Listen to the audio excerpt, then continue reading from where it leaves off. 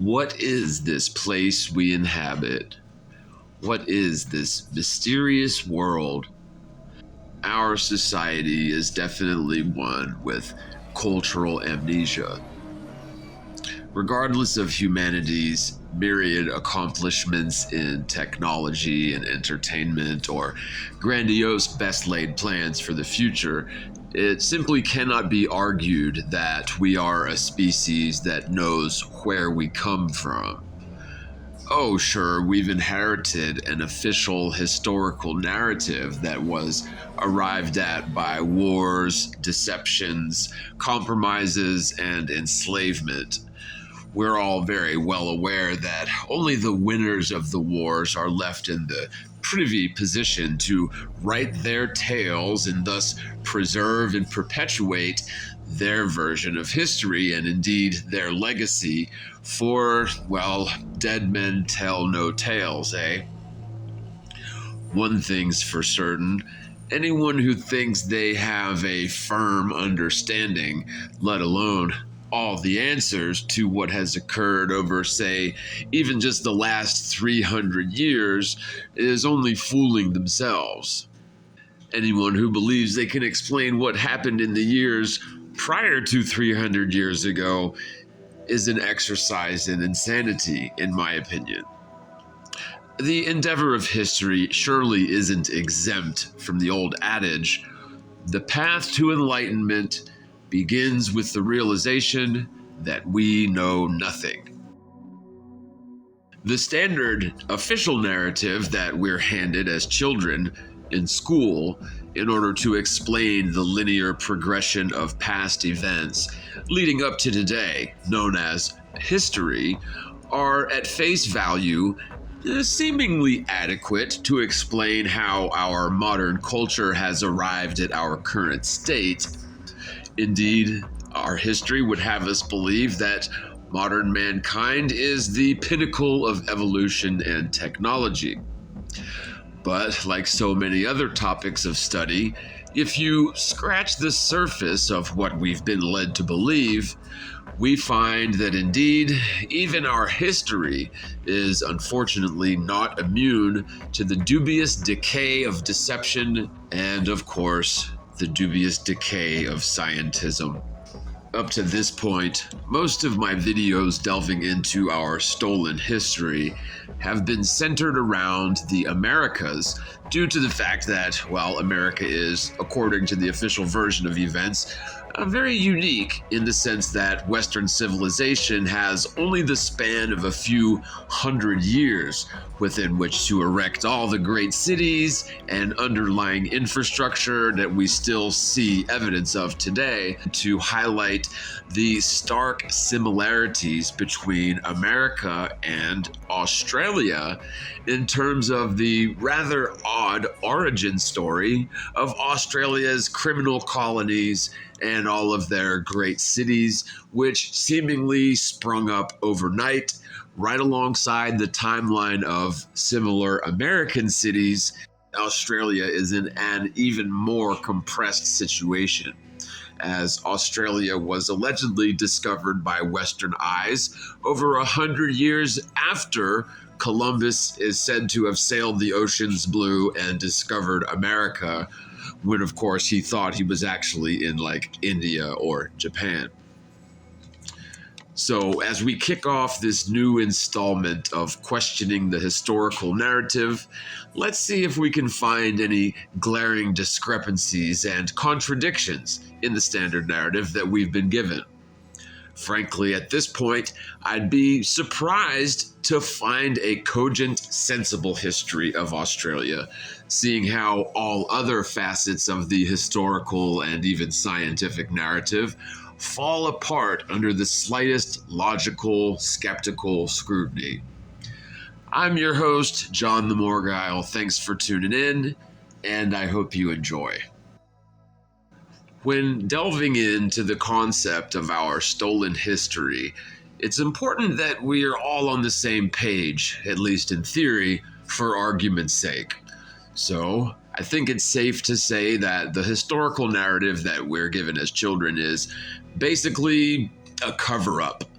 A cover-up of, well, very ancient, highly technological civilization, which held a dominant presence the world over. We indeed find ancient pyramids in Australia, a telltale signature of some of the older achievements of this worldwide so-called Tartarian Empire.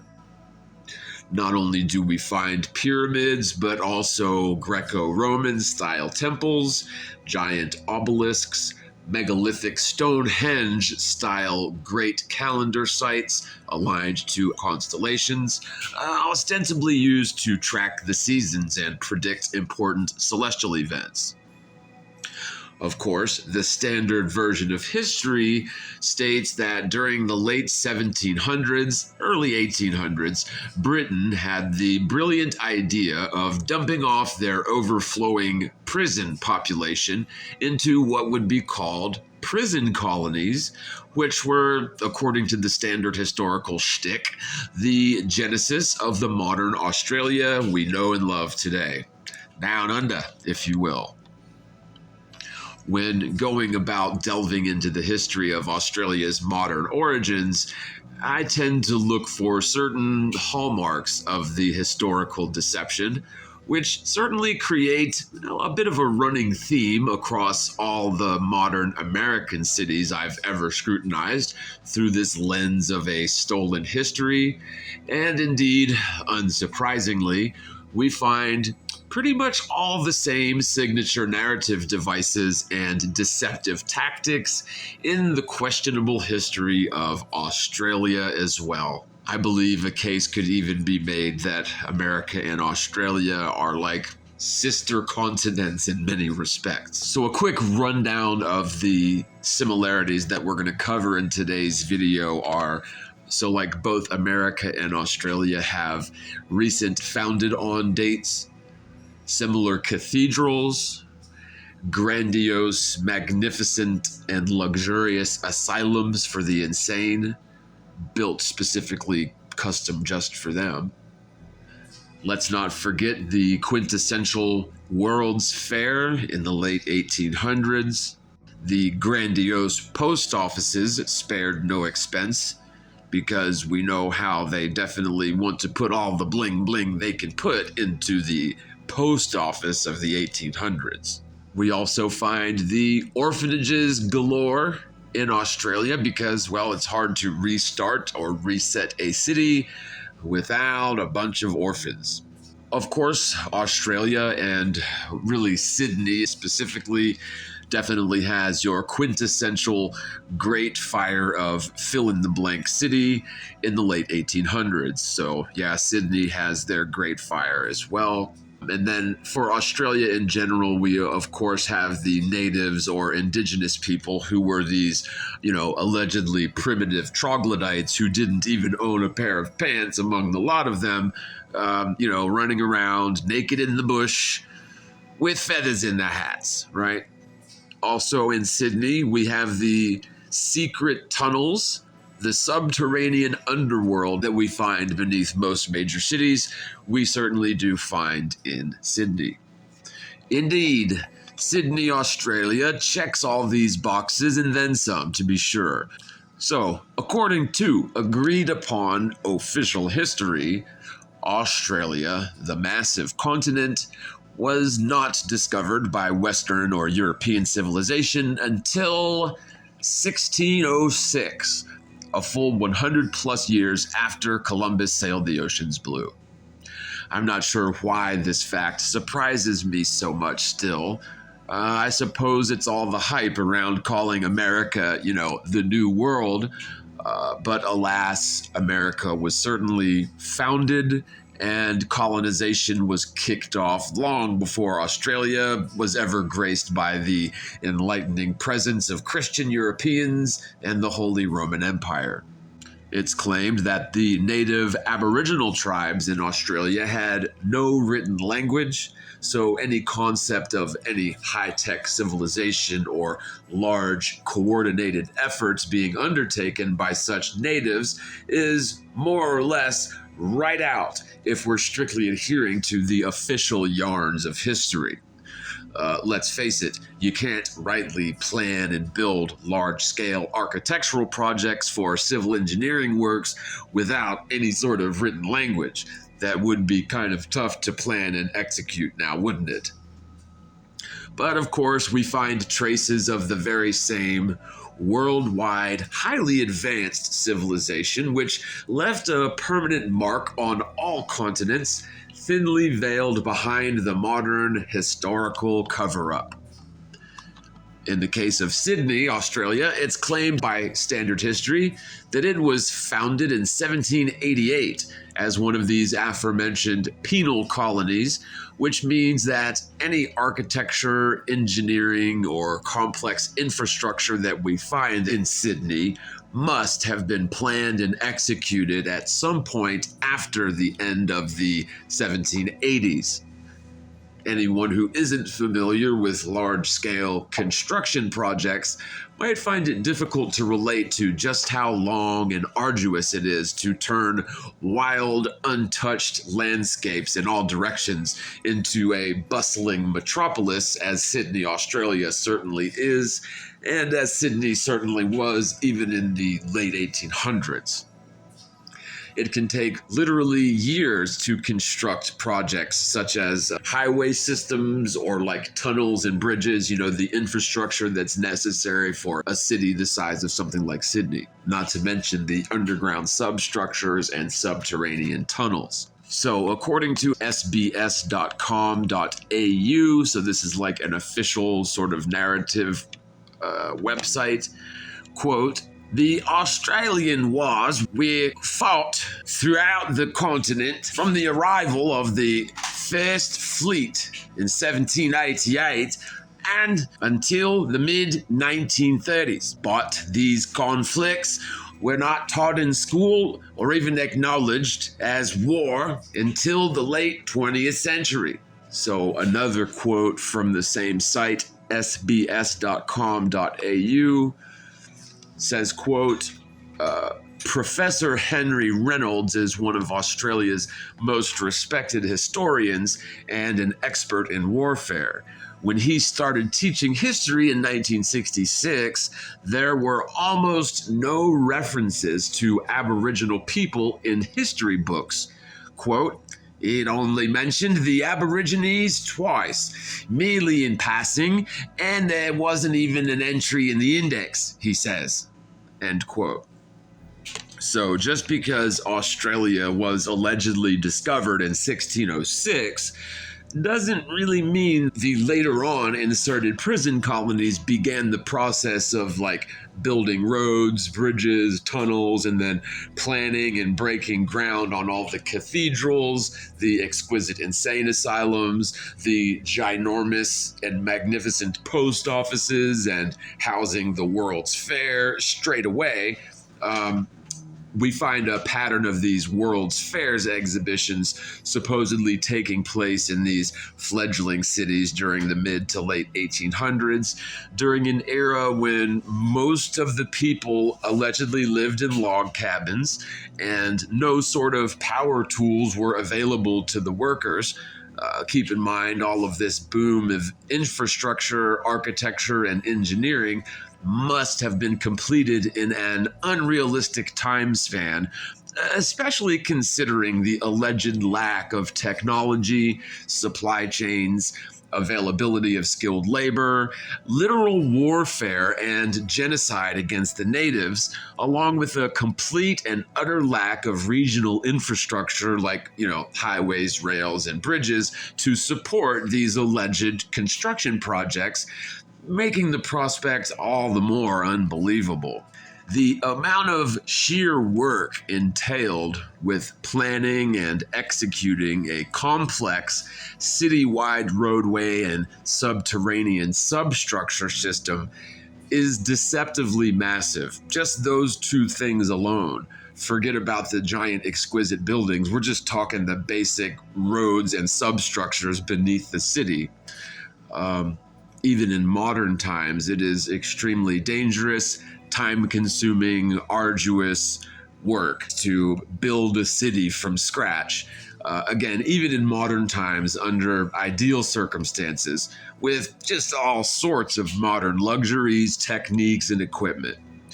Couple that with the seemingly far older, very ancient structures like the pyramids and often even older sites with very intricate megalithic features, which baffle modern scholars and have yet to find a cogent, satisfactory explanation for many of these sorts of archaeological structural evidences of a apparently forgotten civilization that has been effectively erased from the modern historical record in the official sense. However, common sense and a dash of skeptical investigation tells a different story altogether. Let's not forget to mention these indigenous extant populations who already inhabited Australia from coast to coast, who hadn't exactly gotten the memo that they were now all subjects of the king in Britain. So, for about 150 years, it's claimed that they were engaged in constant bloody conflicts between the European invaders, the settlers, and the rightful inhabitants, the savages. The savages weren't too happy about the ethnic cleansing, cultural destruction, and Christianity at the end of the sword. The story goes the innocent people who lived there weren't too happy about the magnanimous liberators and bringers of democracy, Christianity, and all. If the story goes anything like the one that we're told here in America, there were probably a lot of empty promises and broken agreements, which ended in the bloodshed on the side of the innocent, allegedly simple natives, savages. Of course, the idea that the natives might have actually set up the complex city grids and countless exquisite buildings and infrastructure which simply couldn't have been built from nothing during the few decades they claim in the early 1800s. The official narrative indeed defies belief. It goes without saying it's not exactly conducive to a construction or civil engineering project, having enemy combatants attacking your contractors with deadly force. And so the time constraints on Australia's colonization and modernization period is squeezed into even tighter constraints, much like America, according to even their own narrative. And so they had to decimate the locals and then paint them as savage natives in the history books in order to shed doubt on any concept of them building the stuff that they were going to take credit for building, ostensibly, right? Or at least that's how it would go in the history books, until they could begin taking credit for these remarkable achievements in architecture and engineering, right? Indeed, it wasn't until the 1960s when native Australian Aboriginal peoples were given the right to vote, a stark reminder of the injustices being inflicted on native populations of the world during the so-called Enlightenment or so-called colonization period. It certainly seems feasible to me, at least to consider the possibility that there was this great civilization which came to some catastrophic end at some point in the past. That great civilization was then effectively erased from the history books for reasons of conquest and psychopathic posterity. All traces of our forgotten brothers and forebears slowly faded from living memory and then were permanently redacted from our collective official understanding of world history.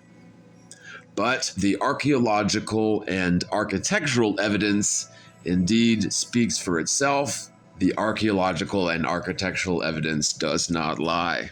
The native Aboriginal people of Australia, if they were actually remnants of some great civilization that experienced a catastrophic end at some point prior to this colonization period, might have held traditions which explained their past However, practically any chance of us glimpsing such wisdom is, by all accounts, highly unlikely. The fact that we find giant megalithic structures, pyramids, and Greco-Roman style temples all over the world, including in Australia, is really no surprise once you've seen and began to understand all of this evidence in support of an alternate, hidden timeline of world history.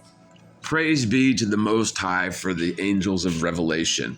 If the native populations, which the European invaders were mass murdering, enlightening, if the natives, which the European liberators were enlightening, were running around in the woods naked, probably with feathers in their hats for all I know, without a pair of pants among the lot of them, with no written language or sophisticated luxuries of a technological civilization, even such as the wheel, according to the official narrative, there's simply no room for any sort of civil engineering projects or grand architecture being undertaken by the native Aborigines of Australia at any point. Certainly the very earliest possible period would be like the tail end of the 1700s, even into the early 1800s, when the fighting against the natives would persist into the 1900s. And really it's more like the 1830s is really like the start date of these cities officially. So when we see evidence for these grand cities like Sydney, which have all the telltale signs of the Tartarian Empire literally being covered up by mud floods, and then the systematic revision of history, much like the Ministry of Truth in Orwell's 1984, it infects us with this sneaking suspicion that perhaps much of the complex and specialized infrastructure and architectural achievements were actually already in existence long before any European prison colonies were set up in the outskirts, overwhelming the extant population with the old robber baron and orphan method we've become so familiar with. And then, of course, their descendants would be told whatever they needed to hear about who built these amazing structures. However, when the history books intended for our modern consumption were written, we're told that the robber barons, orphans, and prisoners were the ones who built said infrastructure, practically in no time flat, contrary to everything sensible or logical. Australia and the Americas were, according to official history, not known to the ancient Romans, Greeks, Chinese, Indian, and Arabic cultures. And of course, all of those cultures in the north were great builders in ancient times. We all can agree on that. But is it possible that the American or Australian continents were actually part of the world-spanning ancient culture often dubbed as Tartaria? Is it possible that our modern world is still enslaved by the same interests who erased our divine ancestry from history because they fear our inherent power when awakened and unleashed through faith and unity and understanding? The first step towards our utopia is for us to know ourselves and understand the dormant powers locked within us in faith and unity. As crazy as such a thing might sound at first, we find this narrative seeming to fit the evidence far better than the categorically unbelievable narrative we were told throughout school. One of the only elements of the sort of quintessential MudFlood tropes which Australia seems to be missing are the star forts, which was a bit of a bummer in my opinion, but for whatever reason, it appears that Australia is either missing or severely lacking the astonishing element of star forts, which are found on practically all the other continents. One could argue this might actually exclude Australia from the Tartarian or MudFlood storyline. However, I tend to disagree. For one thing, it's entirely possible that any star forts which may have existed in Australia have been covered up naturally or covered up by the redactors of history who, overtook the natives and erased their culture and language from history.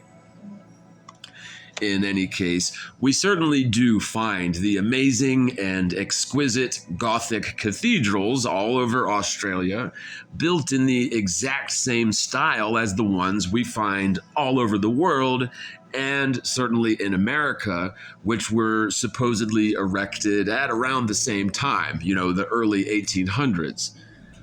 Certainly the native savages running around in the woods without pants didn't build anything more than a yurt. Certainly no builders of cathedrals them. But somehow the cowboys of the 1800s Australian bush were just throwing up massive palatial structures fit for royalty just willy-nilly, just for their insane asylums and post offices if they felt like it. Really though, if we're in the early 1800s Australia, what are the odds that the cathedrals being constructed in early 1800s Australia would be so strikingly similar to the cathedrals popping up in America at around the same time? I mean, you would think that the recently established prison colonies would have their own unique style of architecture and construction, but no. We find cathedrals which could easily be confused for ones found in early San Francisco or Chicago, lending credence to the hypothesis that we are in fact dealing with a single worldwide civilization which really spared no expense when it came to their architectural style, which always seemed to incorporate what has now been termed Antiquitech. The official narrative cannot allow for the understanding of similar cultures existing in America and Australia before European colonization, but it appears that such a thing is highly likely and very much supported by the evidence. The evidence for this extant, highly technological culture, responsible for complex architecture and engineering, is overwhelming and undeniable, if one merely cares to give the topic a fair shake. Since we now know in modern times that the world is basically a free energy device, a dielectric plane which, if certain principles are understood and exploited, the very design of buildings can be used to harvest and distribute naturally produced free energy, which was ostensibly used to power this long-lost Tartarian civilization. Basically, the differential in electric potential at high elevations versus at the ground creates a vast amount of electrical energy or electric potential just waiting to be tapped. This free energy of the so-called ether is measurable at about 100 volts per meter in altitude. It isn't lost on me that such round numbers are probably no coincidence, and I wouldn't be surprised to learn that the metric of volts weren't originally calibrated based on this natural passive electric potential generated by the Earth itself at such a nice round 100 volts per meter, right? Indeed, Nikola Tesla either figured this out on his own or rediscovered this long-lost technology during his years growing up as the son of an Orthodox priest in Serbia with access to things like cathedrals and ancient books. Perhaps Tesla was trying to create a system of free energy for all of us during the early 1900s, just as the narrative says. We're all too familiar with the story of Wardenclyffe Tower, Tesla's claims to be able to freely generate and deliver electrical current using no wires and tower structures inspired by the pyramids, and deliver high voltage electrical energy wirelessly just as easily as we broadcast radio waves today. But of course, Tesla's magnanimous plans to provide free energy for the world were thwarted by the likes of J.P. Morgan and Thomas Edison, who would rather die than see humanity be given free energy forever. At any rate, the very nature of Gothic structures, with their signature lofty towers with those pointy metallic protrusions high into the air, behave as the negative end of the circuit, while deep beneath the ground, copper stakes would be buried deep in the ground to complete the positive side of the circuit. This is why so many people are convinced in this concept of Antiquitech, where the deliberately covered up ancient civilization was using free energy, probably right up to the point when they were usurped by the parasitic archons who buried their legacy and gave us the absurd and unbelievable version of history that we're stuck with to this day. But hopefully not for much longer, so long as enough people wake up and demand change and demand truth. And no fledgling civilization being built by prisoners and exiles and savages would be complete without the grand asylums for the insane. Again, I find it extremely odd that, much like we see in the US, and in fact exactly like we see in the US, we find these magnificent and luxurious insane asylums going up all over Australia, just like they did in the United States around the same time period. In the case of Sydney, we find Turban Creek Insane Asylum allegedly went up in 1837, right around the same time these prisoners were allegedly building all the cathedrals, subterranean tunnel systems, and all the other bells and whistles that go along with early Sydney. Let's not forget that during this same time, there was no national infrastructure in Australia, no postal service, no Home Depot down the road, no supply chains, no power tools, none of the modern technologies that we take for granted today, and yet they were somehow able to slap together countless massive, exquisite architectural projects, strangely reminiscent to the ones found in America, and they did so all over Australia and certainly all over Sydney. So, according to the mainstream sources, quote, 1800 Sydney had around 3,000 non-Indigenous inhabitants. It took time for the city's population to grow. In 1851, its population was only 39,000. So that's 39,000 in 1851 and about 3,000 non-Indigenous in 1800. So even at 1851, it was certainly no bustling metropolis. According to the standard story of Sydney's history, Turban Creek Lunatic Asylum was slapped up in just 2 short years, no problemo. It was planned and designed in 1836, and it was totally completed and taking patients in early 1838. Quite the feat of construction prowess during this fledgling phase of Australia's expansion, with a population, greater than 3,000, but certainly less than 30,000.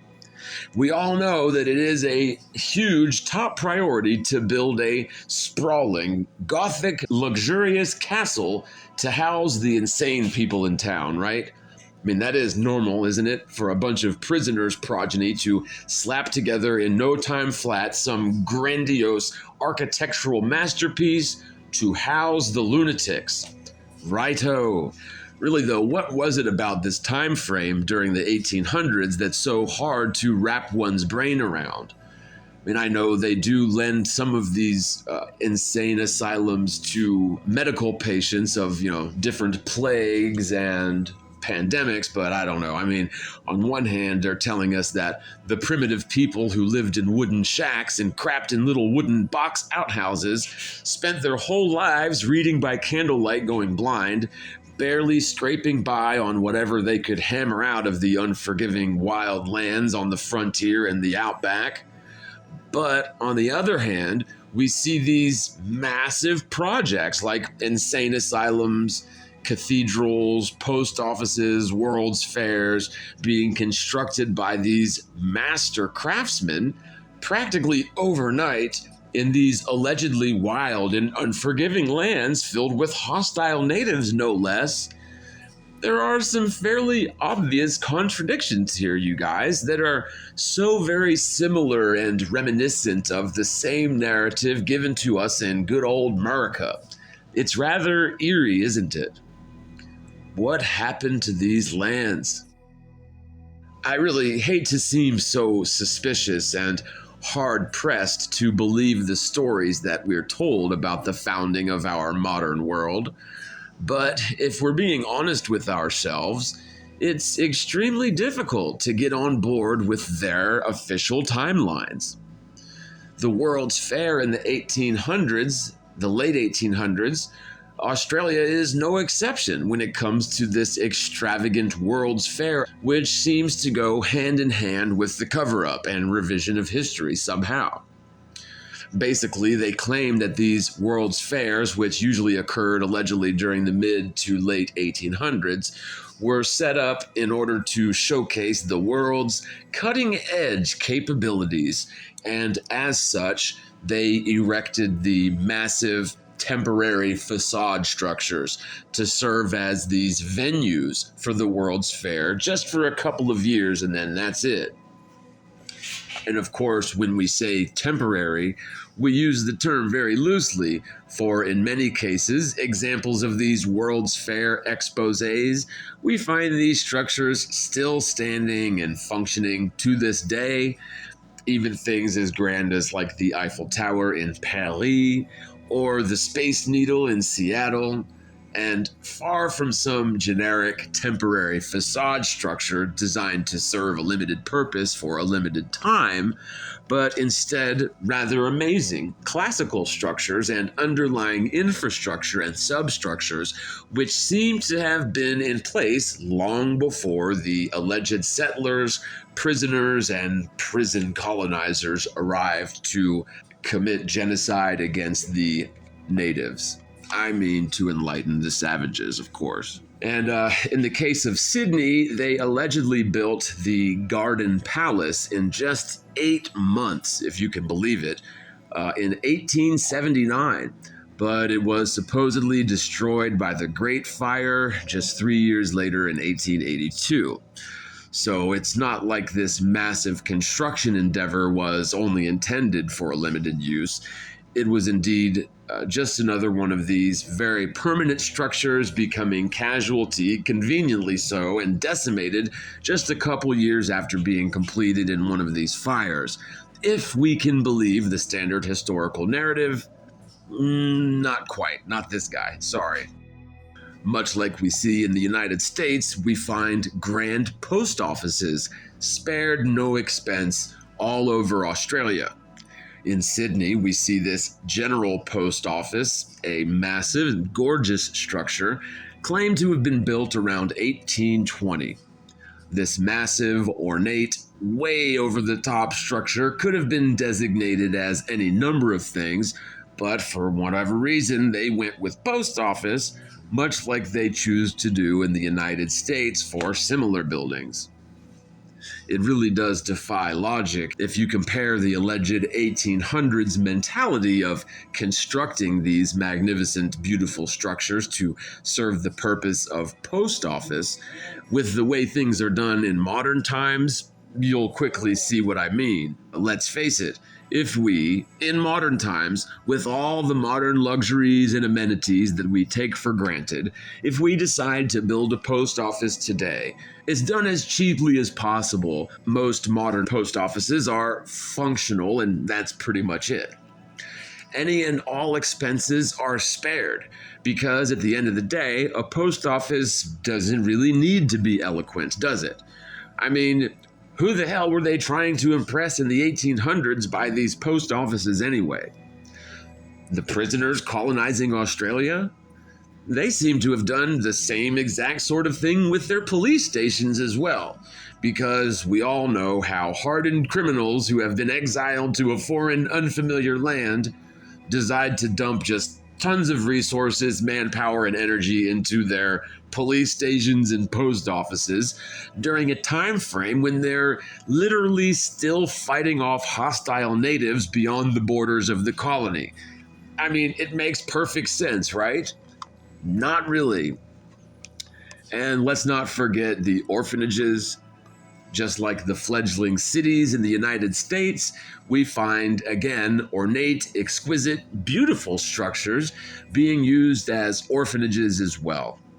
Once again, if you're familiar with the modern state-run facilities for orphans or lunatics, any and all expenses are spared. But when it comes to the fledgling, low-tech cowboys and horseback buckaroos of the 1800s, they can just slap together luxurious, gargantuan structures to house their lunatics in post offices, willy-nilly, no problemo, like it was a layup, right? Makes perfect sense.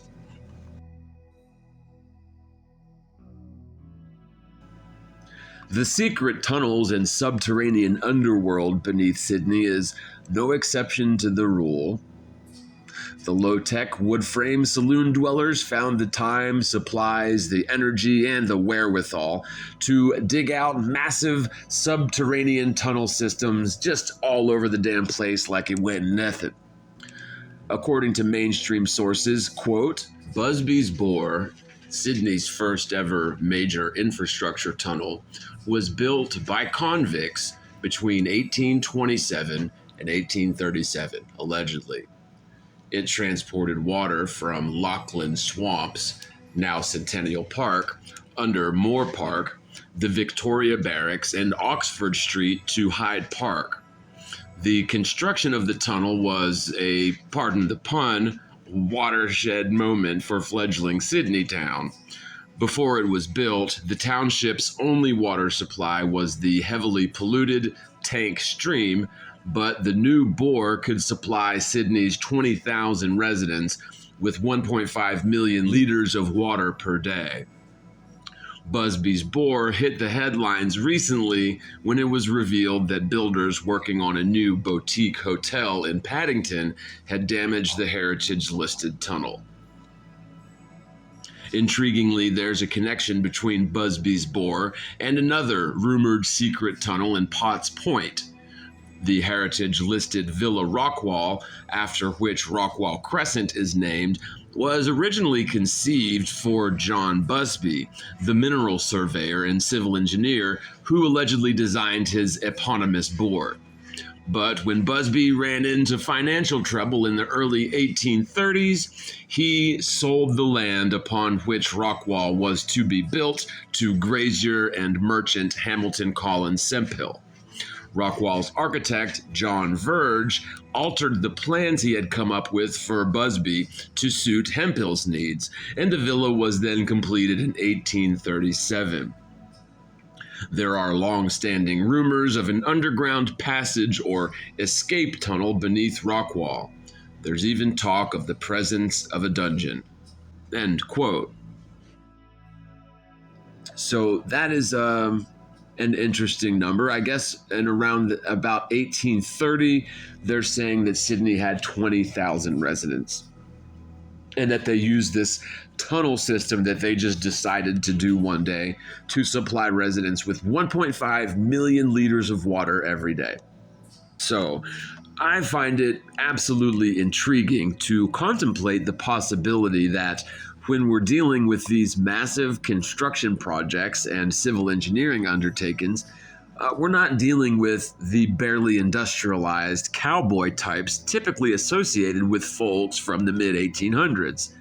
I just find it hard to believe the proposition that the native Australian people, the Aborigines, were these wild, savage troglodytes, without a pair of pants among the entire nation, who had never built anything more complicated than like a yurt or some sort of a shanty or a lean-to. No, indeed, it seems far more likely to me that the worldwide civilization, which has definitely left traces of its existence all over the damn place, was, in fact, thriving in Australia too, and something happened in the way of a great worldwide cataclysm, or perhaps even a hostile takeover, which was then covered up at some point in history. And we are then spoon-fed some ridiculous cover story in order to gloss over the fact that we're actually missing a huge chunk of our history, our origins as a civilized human race. There are a few different ways this might have played out, but it seems logical that we probably had, at least to some degree, a hostile takeover and a decimation of the previous civilization that certainly destroyed much of their legacy, architecture, and even their language. But of course, much of their infrastructure was left intact, probably on purpose. That is sort of the holy grail of conquest, isn't it? To overthrow an enemy civilization, but leave all of their civil infrastructure intact, right? And it does appear that's what happened. And of course, with history being written by the winners, they wrote themselves as the heroes and the victors of the story, of course, right? Perhaps these just so stories we have of the great fires in practically every major city's history were either to cover up evidence of some unbelievably massive crime, or maybe the fires were just stories, whole cloth fabricated to make it seem plausible that our recent European ancestors actually built the cities and underlying infrastructure, which they certainly did not build, but indeed inherited after this previous extant civilization fell. Certain cities, when they were founded, it appears that they actually just buried the bones of thousands of people in these subterranean structures that we find everywhere. But apparently that didn't happen in Sydney, although I am on the lookout for subterranean crypts in Australia. So if anybody has information on subterranean crypts in Australia, I would love to hear about it. The fact that we find just all sorts of discrepancies, inconsistencies, and contradictions in the standard historical narrative seemingly points to a history that has been covered over, whitewashed, and in some cases literally buried by meters of mud. We find, indeed, startlingly similar examples of architecture and engineering the world over, not least of which involves the world-apart instances of Australia and America, two lands which really couldn't be further apart in terms of geography, two lands which, according to official history, should have very little in common with one another in terms of their architectural history, and yet we find so many examples of practically identical plot points in their history, as if maybe the same authors even came up with the history on the fly. Perhaps a team of a few dozen people spent the better part of a decade coming up with all kinds of similar stories that they just sort of rubber stamped all over the cities that they were claiming were being built all willy-nilly all over the damn place, right?